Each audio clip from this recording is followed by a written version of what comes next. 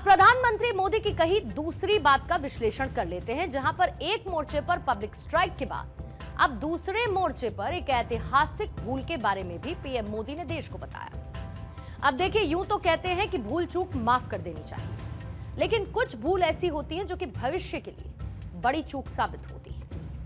प्रधानमंत्री ने आज ये कहा कि जब इन पाकिस्तानी मुजाहिदीनों ने पीओके पर कब्जा किया तभी इन्हें मौत के घाट उतार देना चाहिए था, लेकिन सरदार पटेल की बात सुनी नहीं गई और इसका परिणाम आज तक भारत झेल रहा है। एक बार आप इस बाइट को दोबारा सुन लीजिए, फिर आगे खबर में बढ़ेंगे। पहला आतंकवादी हमला कश्मीर की धरती पर हुआ। मां भारती का एक हिस्सा आतंकवादियों के बलबूते पर, मुजाहिदों के नाम पर पाकिस्तान ने हड़प ले लिया। अगर उसी दिन इन मुजाहिदों को मौत के घाट उतार दिया गया होता और सरदार पटेल की इच्छा थी कि पीओके वापस नहीं आता है, तब तक सेना रुकनी नहीं चाहिए। प्रधानमंत्री मोदी आज पीओके पर पूर्व प्रधानमंत्री जवाहरलाल नेहरू की ऐतिहासिक भूल का जिक्र कर रहे थे, और यह जिक्र होना भी चाहिए क्योंकि 78,000 वर्ग किलोमीटर की जमीन कम नहीं होती। यह जमीन श्रीलंका जैसे देश से भी काफी बड़ी है, और भारत एक ऐसा देश है जहां पर भूमि को मां का दर्जा दिया जाता है, और इसीलिए हम उसे मातृभूमि कहते हैं। अक्सर लोग अपनी जमीन को मातृभूमि कहना पसंद करते हैं। पाकिस्तान ऑक्यूपाइड कश्मीर संयुक्त कश्मीर का वही इलाका है जिस पर पाकिस्तान ने 1947 से कब्जा कर रखा है।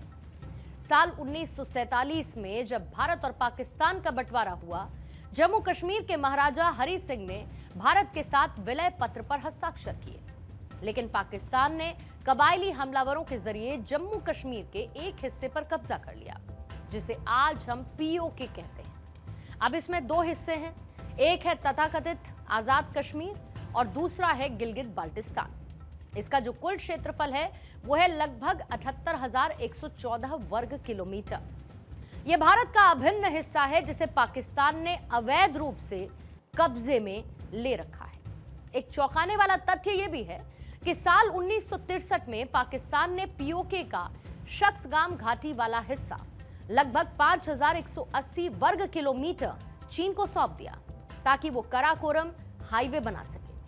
यहां पर पाकिस्तान ने भारत की जमीन को न सिर्फ कब्जे में लिया बल्कि उसे एक देश को बेच भी दिया है। लेकिन क्या आप ये जानते हैं कि अपनी इस मातृभूमि को हम बचा भी सकते थे, और ये पूरा मौका हमारे हाथों में था, लेकिन एक भूल की वजह से कश्मीर का एक हिस्सा हमारे हाथों से निकल गया और हमने आज तक हमारे देश को, और इसकी वजह से आज तक हमारे देश को सिर्फ घाव ही मिले हैं। 1947 और 48 के युद्ध में भारतीय सेना ने शानदार प्रदर्शन किया। श्रीनगर को बचाया गया और सेना धीरे धीरे मुजाहिदीनों और पाकिस्तानी फौज को पीछे धकेलती रही थी। सरदार वल्लभ भाई पटेल, जो कि उस समय भारत के गृह मंत्री और उप प्रधानमंत्री थे, कश्मीर को पूरी तरीके से भारत में मिलाने के पक्ष में थे। उन्होंने साफ कहा था कि जब तक पीओके का एक एक इंच भारत में वापस नहीं जाता, तब तक भारतीय सेना को रुकना नहीं चाहिए। सरदार पटेल की रणनीति थी कि सैन्य कार्रवाई को तब तक जारी रखा जाए जब तक कश्मीर का पूरा हिस्सा, जिसे आज का पीओके और गिलगित बाल्टिस्तान जिसमें शामिल है, भारत का हिस्सा न बन जाए। लेकिन तत्कालीन सरकार यानी कि जवाहरलाल नेहरू की अगुवाई वाली सरकार ने एक ऐसा फैसला लिया जिसे पीएम मोदी आज ऐतिहासिक भूल बता रहे हैं। साल 1948 में जवाहरलाल नेहरू युद्ध को बीच में रोककर मामले को यूएन यानी कि संयुक्त राष्ट्र लेकर गए। 1 जनवरी 1948 को संयुक्त राष्ट्र में शिकायत दर्ज की कि पाकिस्तान ने कश्मीर पर हमला किया। इसके बाद संयुक्त राष्ट्र ने सीज फायर की मांग की और 1 जनवरी 1949 को युद्ध विराम लागू किया गया। और इसी युद्ध विराम की वजह से भारतीय सेना को अपनी कार्रवाई को रोकना पड़ा, जबकि वो पीओके के कई हिस्सों को वापस लेने की स्थिति में थी। युद्ध विराम रेखा, जिसे बाद में एलओसी कहा गया, लाइन ऑफ कंट्रोल, उसने कश्मीर को 2 हिस्सों में बांट दिया और एक हिस्सा भारत के पास रहा और दूसरा हिस्सा यानी पीओके पाकिस्तान के कब्जे में चला गया। पाकिस्तान ऑक्यूपाइड कश्मीर कहलाए जाने लगा। प्रधानमंत्री मोदी के साथ ही कई ऐसे इतिहासकार हैं जिनका यह मानना है कि अगर उस समय सरदार पटेल की बात मान ली गई होती और सेना को आगे बढ़ने दिया गया होता तो पूरा कश्मीर आज भारत का ही हिस्सा बना रहता। हमें विदित है कि पाकिस्तान की मंशा शुरू से ठीक नहीं थी। पाकिस्तानी सेना ने 20 अक्टूबर 1947 को कश्मीर पर आक्रमण कर दिया कबीलाइयों के रूप में। इधर भारतीय सेना ने पाकिस्तानी सेना को हराया और जब भारतीय सेना युद्ध में जीत के बहुत करीब थी, तभी पंडित जवाहरलाल नेहरू, जो तत्कालीन प्रधानमंत्री थे, 1 जनवरी 1948 को कश्मीर मुद्दे को यूएन में ले गए मध्यस्थता हेतु। अब राष्ट्रवादी इतिहासकारों के द्वारा इसे एक भयंकर भूल के रूप में स्वीकारा गया। कारण नंबर 1, कश्मीर जो आज विभाजित है वो विभाजित ना होता, वो एक होता। अब आप हमारे इस विश्लेषण से ये खुद ही फैसला कर सकते हैं कि क्या प्रधानमंत्री मोदी, जिसे संकेतों में पूर्व प्रधानमंत्री जवाहरलाल नेहरू की ऐतिहासिक भूल बता रहे हैं, क्या इस भूल को टाला जा सकता था?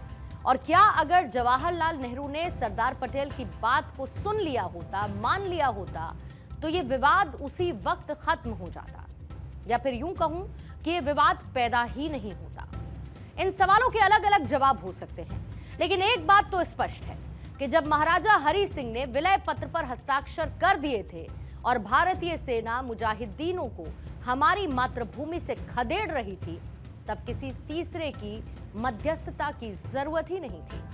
भारत को शायद यूएन में जाने की कोई आवश्यकता ही नहीं थी और इसे ही आज राष्ट्र की एक ऐतिहासिक भूल माना जाता है, क्योंकि ये भूल जवाहरलाल नेहरू के द्वारा की गई थी और इसीलिए इसे नेहरू की ऐतिहासिक भूल से भी जाना जाता है।